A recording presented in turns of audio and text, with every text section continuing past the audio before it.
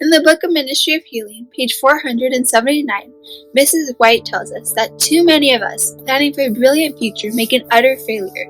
Let God plan it for you. There's a poem written by Darrell Brown, and it says, "It's only a tiny rosebud, a flower of God's design, but I cannot unfold the petals with these clumsy hands of mine. The secret to unfolding flowers is not known to such as I.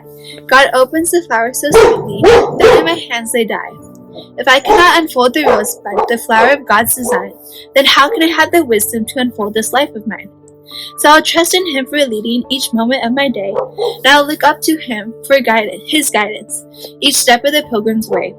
The pathway that lies before me, only the Heavenly Father knows. I'll trust in Him to unfold these moments, just as He unfolds the rose." Too often we find ourselves in prayer begging God for something that we think might glorify Him more, or that we think is essential to life. And when God says no, or maybe, or just wait, then we often get mad and frustrated at Him, and we turn our backs to Him. But what we really should have done is we should have asked for His will to be done. God, if this is your will, let it be done.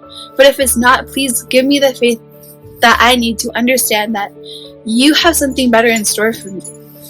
In Jeremiah 29, verse 11, it says, "For I know the thoughts that I think towards you, saith the Lord, thoughts of peace and not of evil, to give you an expected life."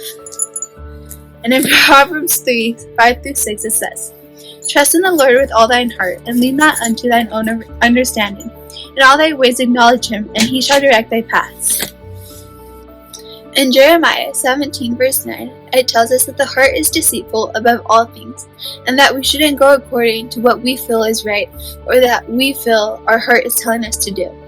Oftentimes I find myself reminding myself that I need to trust in God, and though He may say no and may let a door close, that He has greater opportunities out there for me, and He knows what's best for me, and that I shouldn't let my doubt outgrow my faith.